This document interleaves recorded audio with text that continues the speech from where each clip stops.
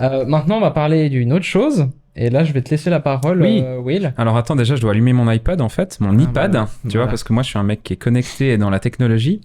Will, Et- toi, tu vas nous apporter une chronique. Oui, alors l'idée, c'est Alors, c'est une courte chronique, hein, c'est vraiment... L'idée, c'est de lancer de nouveau un débat. Donc, dans l'épisode précédent, hein, pour ceux qui n'écouteraient pas d'une traite le podcast, on a parlé de logiciels qui nous aident à la production assistée par l'IA. Moi, je suis un photographe... C'est bien parce qu'on l'avait évoqué un petit peu. Moi, je suis un photographe qui apprécie particulièrement les techniques anciennes. L'argentique, l'argentique, j'en fais régulièrement, même si le scanner de la boîte est pété maintenant, depuis 2 ans. Mais bref. Les préservatifs en boyau de chèvre. Voilà, j'adore C'est ça. Et il y a un truc qui m'attire encore plus, si tu veux, c'est même encore les plus anciens procédés. Si tu veux, moi, j'ai un rêve, c'est de faire du collodion. On en a parlé 1000 fois avec Cyril et avec Fabien. On aime, enfin, je sais pas, quand t'es photographe, je trouve il y a un truc où tu kiffes, en fait, ces anciens procédés, je trouve.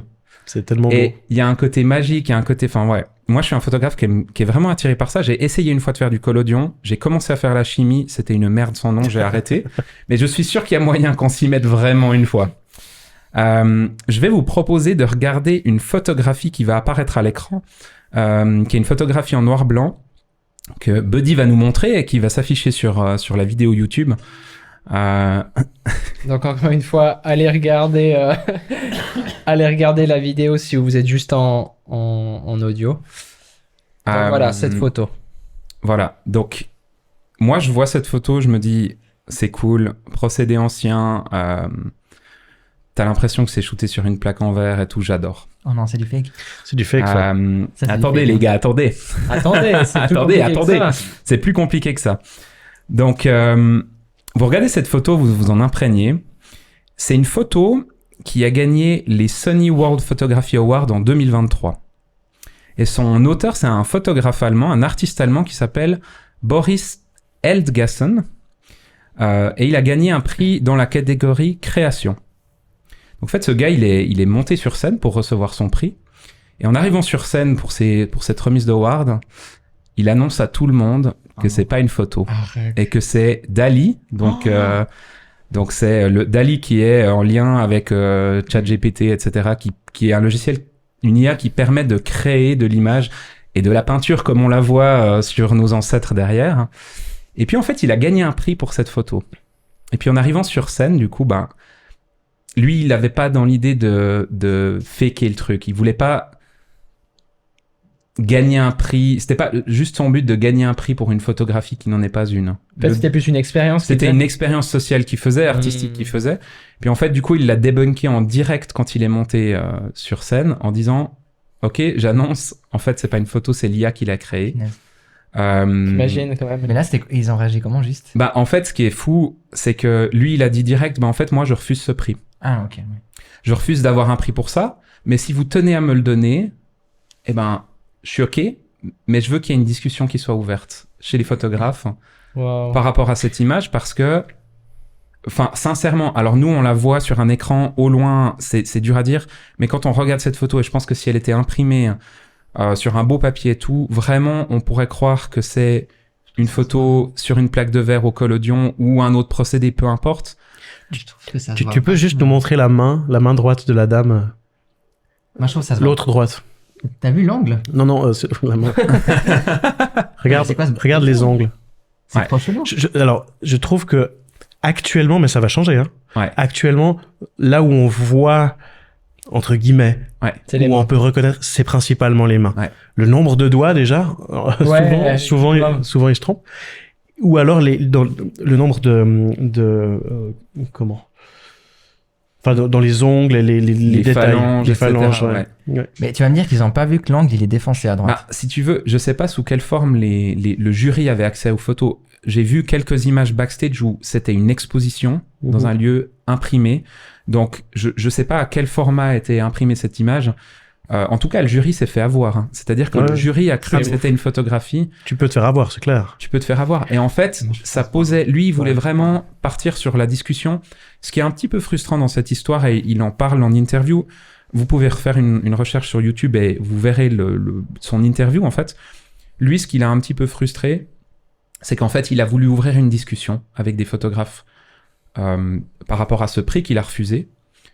Et puis, l'organisation de ces awards lui a simplement répondu en lui envoyant un smiley et en le remerciant.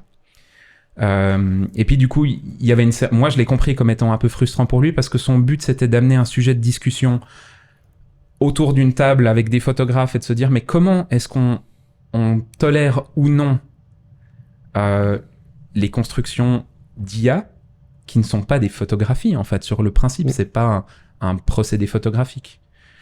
Et ce que je voulais vous proposer, mais en fait c'est peut-être qu'on en parle maintenant en fait. Parce que qu'on ouvre cette discussion-là pour lui, en fait, parce que ce gars, en fait, il n'a pas eu de réponse de la part des Sony Photography Awards.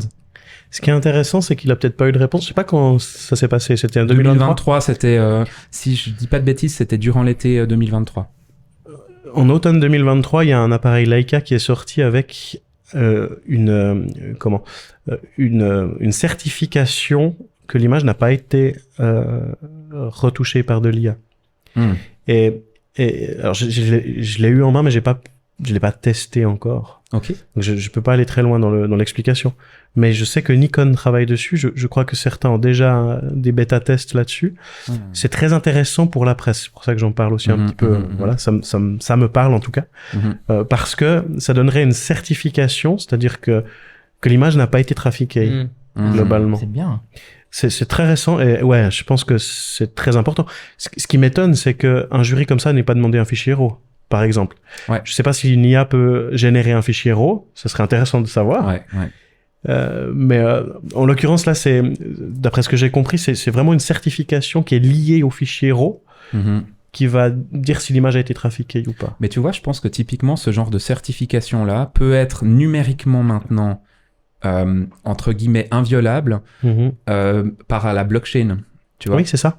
Et en fait, je pense qu'il y a vraiment une manière de pouvoir mettre des certifications parce que autant c'est un peu le but typiquement des NFT, tu vois. Ouais, oui, d'accord, mais en fait jusqu'à quel point sur une image, je sais pas justement. Ouais. C'est que en fait maintenant moi je suis vraiment fébrile avec tout. Ouais. J'imagine que c'est lié à un numéro de boîtier, un numéro de série de boîtier. Ouais, mais pourquoi tu pourrais pas finalement le faker? On fake tout maintenant avec ça, tu vois. Ben, tu peux pas faker la blockchain, en fait. Suivant la technologie que tu utilises, tu vois. Et d'où peut-être l'intérêt de... Alors, je veux pas parler comme un expert en crypto-monnaie, tu vois. Mais c'est censé ne pas être violable, en fait. Hein, parce que c'est décentralisé. C'est pas un humain qui, derrière, peut intervenir sur le truc. On va pas partir, je pense, plus dans ce débat parce que je suis pas sûr qu'il y en ait un de nous qui soit un expert pas du tout. en blockchain, mais peut-être qu'il y a un lien avec ça. Mais par rapport à tu vois, cette légitimité de créer un visuel et de le soumettre à concours et de, enfin, ouais. Mais en fait, ça soulève plein de questionnements. En fait, j'ai un peu 1000 questions en tête, mais un des questionnements, je suis là, mais toi, tu parlais des mains avant, hyper intéressant. Donc, c'est un peu des trucs où nous, humains, on arrive encore à déceler.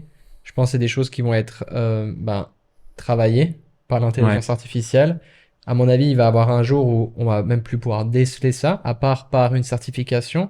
Mais est-ce que cette certification est inviolable? Est-ce qu'elle va être mise partout? Est-ce qu'elle va être nécessaire pour participer à des concours? Et moi, il y a plusieurs questions que je partage avec vous et qui se soulèvent en moi. Déjà, donc c'est tous les gens en fait qui vont se prétendre photographes et arriver dans des concours prestigieux, gagner des concours alors qu'ils sont en calbut dans leur chambre et puis ils ont juste mis des prompts dans un ordi. Ça, c'est mon premier questionnement. Et puis aussi, mon questionnement qui est un petit peu autre, c'est plus sur un aspect de la fausse information. Mais ça, je pense que ça a déjà été évoqué plein de fois. Mais on parle de photos, donc... Les deepfakes. Voilà. Et c'est vrai qu'on en a pas parlé. Ouais. Tu vois, là, toi, par exemple, t'es dans la presse. Ça m'a fait un peu tilt quand t'as parlé de la presse. C'est que, je sais pas, tu vois, tu racontes n'importe quoi. Tu vois, il y a eu des grosses émeutes en France, par exemple. Tu sais, tu peux faire des trucs de fou. Genre, tu mets un prompt qui met, je sais pas, un flic qui tue un enfant, des trucs comme ça. Ouais. Tu vois? Ouais. Et ça peut aller loin, en fait. Tu peux tout faire. Et puis t'as Gertrude sur Facebook qui va croire en fait. Ouais. C'est ce qui se passe beaucoup, c'est bien sûr. clair. Ouais, c'est pas réglementé. Mais je pense qu'en fait, tu vois, là, on est aussi dans une période un peu transitoire à ce niveau où on sait pas encore vraiment gérer ce flux d'informations auquel on a accès, ce flux d'images auquel on a accès. Et en fait, le raisonnement initial, quand tu vois une image qui va te choquer ou machin, tu vas te dire, ah purée, enfin, je pense que le premier truc humain, c'est d'être outré par ce que tu vois et pas de réfléchir à ce que c'est vrai ou pas, tu vois. Et peut-être qu'il y a un truc où nous, en termes d'éducation qu'on doit avoir vis-à-vis de nous-mêmes et vis-à-vis des gens qui nous entourent, c'est de se dire, mais comment est-ce qu'on sensibilise les gens autour de nous et nous-mêmes à se dire, mais attendez, allons vérifier les sources du truc avant tout. Ouais. Depuis quelques années, il y a les grandes agences de presse mondiales, elles ont des journalistes qui sont là pour débunker, qui prennent justement ces informations qu'on trouve voilà n'importe où, entre guillemets sur les réseaux sociaux, voilà, et qui vont creuser pour savoir si c'est vrai ou pas.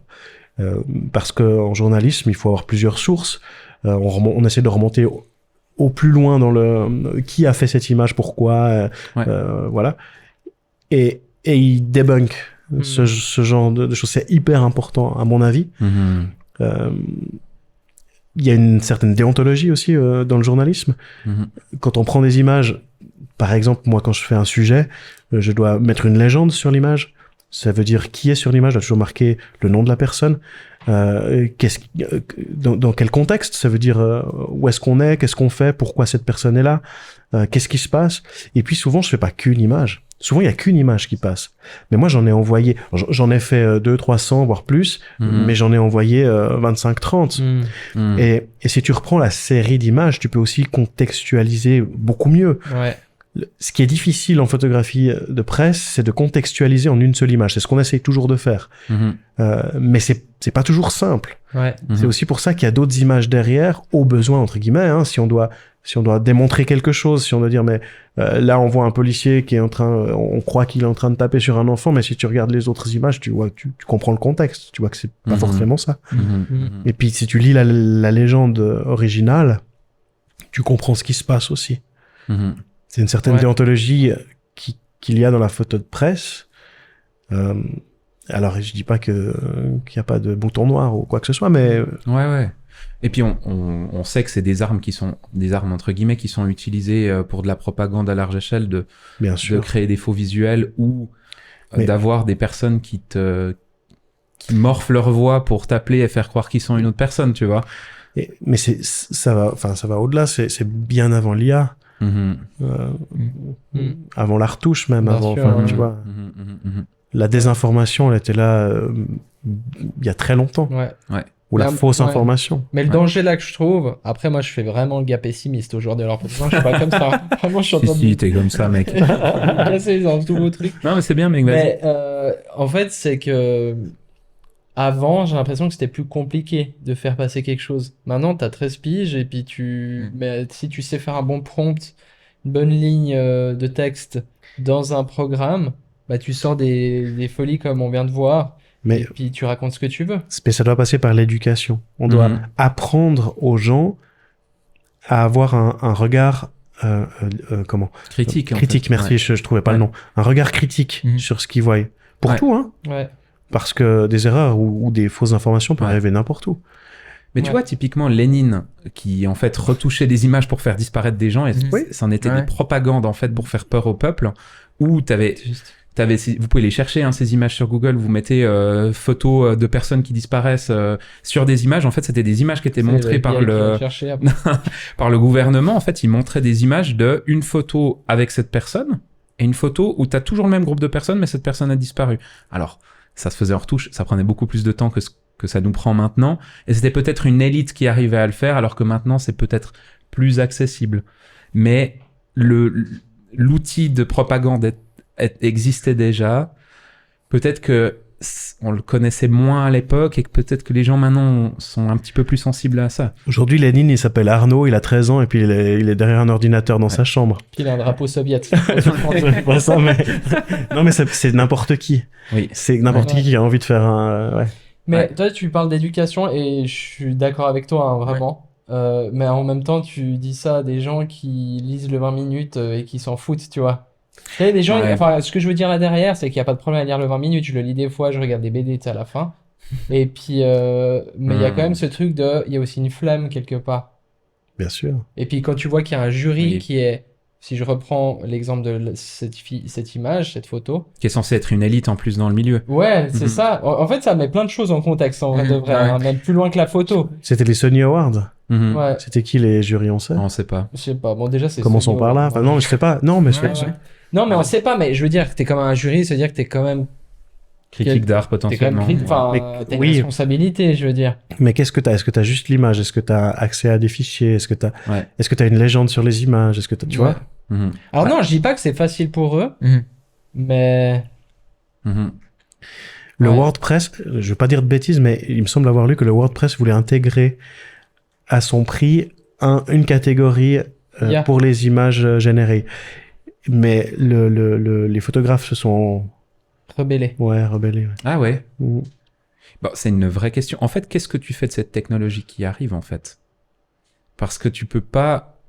Les institutions se doivent de traiter la question, tu vois. C'est quand même fou que cet artiste, je crois pas que c'est un photographe, c'est un artiste qui a créé ce concept-là de cette photographie, n'ait pas eu de retour à ce niveau-là. J'ai regardé plusieurs interviews de lui, Ouais, c'est fou. à et, voir ça. et il transmettait vraiment cette frustration-là. C'est la honte. Et je trouve qu'en fait, là, les institutions se doivent, mais les photographes aussi, nos métiers, on se doit d'être au courant, je trouve, de ces possibilités et d'un moment de se positionner, en fait, aussi. Mm. Hmm. Dire jusqu'où on va, sans dire on n'en veut pas, mais dire ok, dans quoi est-ce qu'on la tolère, hein, qu'est-ce qu'on en fait.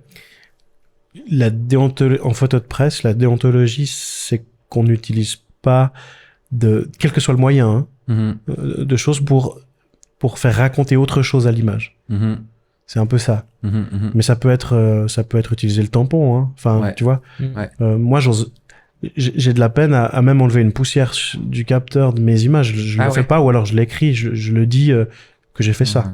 Ouais. Pourtant, c'est voilà. Alors, je pense que tous les photographes de presse sont pas comme toi. Malheureusement pour ça, parce que je pense qu'il y en a qui, enfin, photographes de guerre, etc., qui vont être plus dans le sensationnalisme pour, tu vois, sortir leur épingle aussi du jeu et puis être peut-être un peu plus mis en avant que les autres. Après, oui, certainement, Mhm. certainement. C'est assez contrôlé quand même. Hein. Mhm. Alors, au niveau des grosses agences, Mhm. Mhm.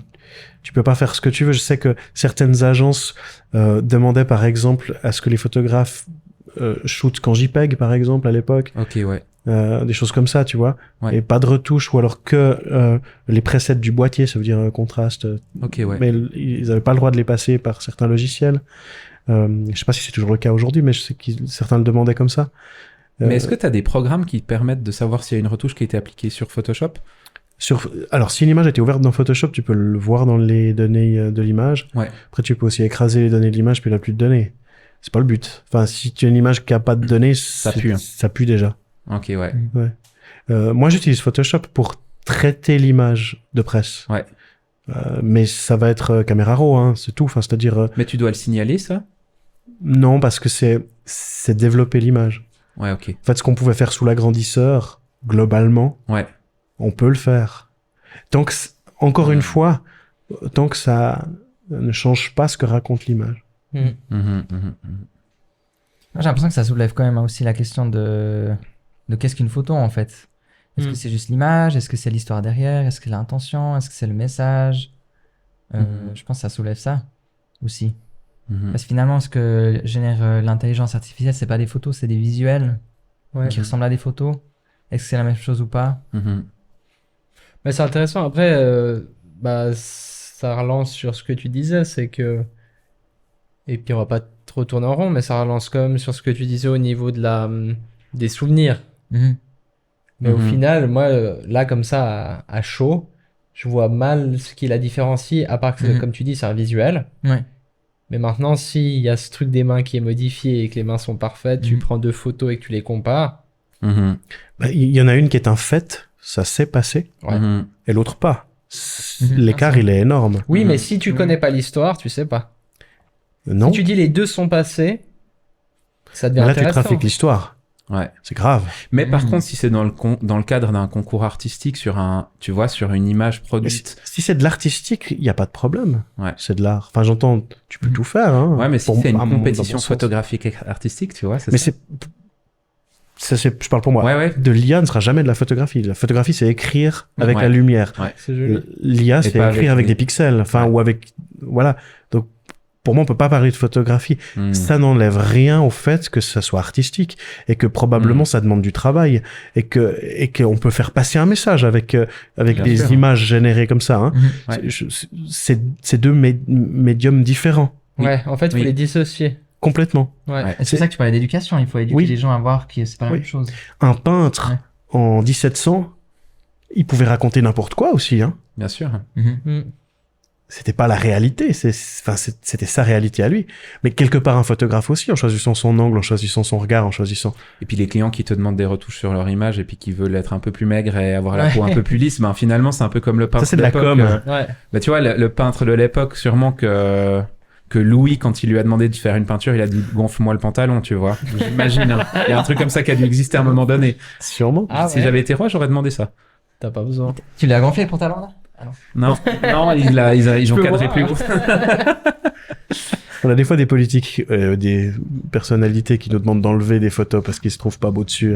Ah ouais. C'est vrai. Bah t'es dans des métiers où tu dois tellement gérer ton image en fait. Ouais. Bah par rapport à ça, peut-être dernier aparté qui rejoint un peu ça, je me suis connecté sur Facebook. Ça m'arrive tous les 6 mois. Pour aller Je me jouer à suis Candy connecté Crush. pour aller jouer à Candy Crush, voir mes Ou à scores. Farmville. Non, c'était quoi? Farm Simulator. Non mais je me suis connecté et j'ai ma cousine qui vit aux États-Unis. Et tout d'un coup, je vois 3 portraits d'elle sur Facebook, mais des portraits corpos tellement bien. J'étais là, ah ouais, c'est un bon photographe qui a fait ses portraits corpos, j'aurais été fier de réaliser ça. Et puis en fait, c'était un truc généré par IA, sûrement par Dali. Et je vois le truc et j'étais là, putain, mon métier est mort en fait. Enfin, en termes de... Tu es quelqu'un qui bosse dans une boîte. Tu veux faire une photo de CV ou tu veux une photo LinkedIn et tu te dis, est-ce que je vais payer un photographe 500 balles pour réaliser une série de portraits, enfin je dis un prix au bol, hein. Réaliser une série de portraits de moi et puis avoir des visuels de moi à un moment donné, sachant que je sais très bien que j'ai la ride du lion que j'aime pas, que j'ai 3 kilos en trop et que blablabla. Ou est-ce que je m'en fous parce que c'est une image LinkedIn qui est absolument petite sur un écran et surtout sur un iPhone et je la génère par Dali et en fait j'ai un visuel de moi parfait. Mais on en revient à ce que je disais tout à l'heure. Si tu reviens 25 ans en arrière, il y avait des tireurs qui tiraient les photos. C'était un métier, ça s'apprenait. Hein. C'était photographe de laboratoire. Il y en a plus aujourd'hui. Enfin, c'est plus un métier qui s'apprend à ma connaissance. Enfin, qui s'apprend en apprentissage, j'entends. Ouais. Et il y en a plus beaucoup qui existent. Mais c'est pas pour autant qu'il y a moins de photographes. Notre métier, il est à un virage. Probablement que des shootings produits, des shootings, comme tu dis, corpos, des portraits d'entreprise, on en aura moins. Parce qu'ils seront plus générés par d'autres. Mais est-ce que... comment? Est-ce que c'est dommage? Je suis pas sûr. Ouais. Et puis il faudra des gens derrière les machines pour leur dire ce qu'on veut aussi. Et notre métier, il va axer sur d'autres photographies. C'est vrai.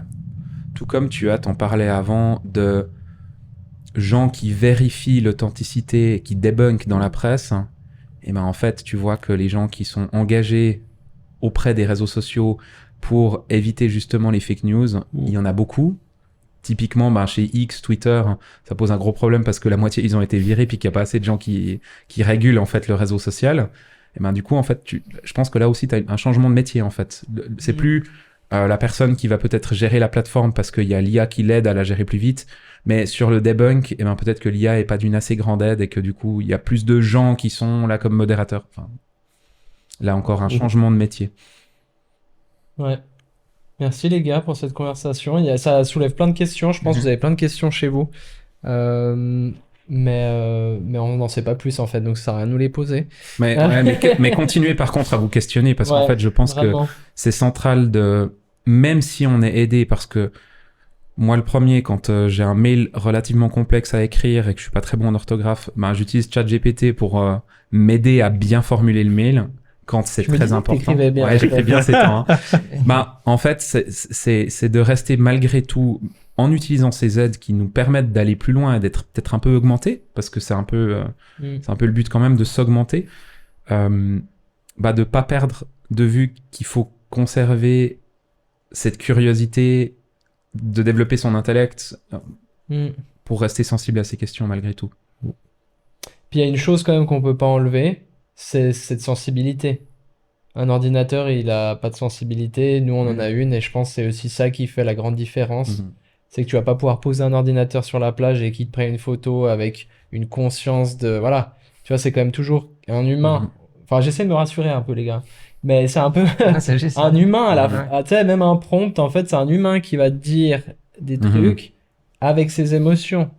Tu vois ce que je veux dire? Donc, je pense qu'il faut pas qu'on soit effrayé. Je me rassure là. Mais je pense pas qu'il faut qu'on soit effrayé.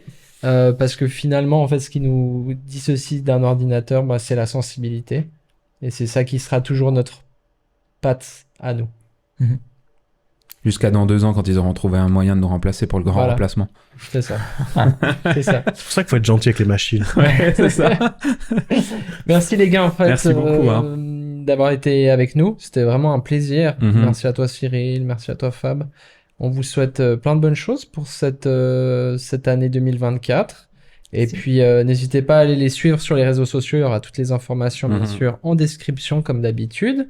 N'hésitez pas aussi à aller nous suivre sur les réseaux sociaux pour rien ne manquer.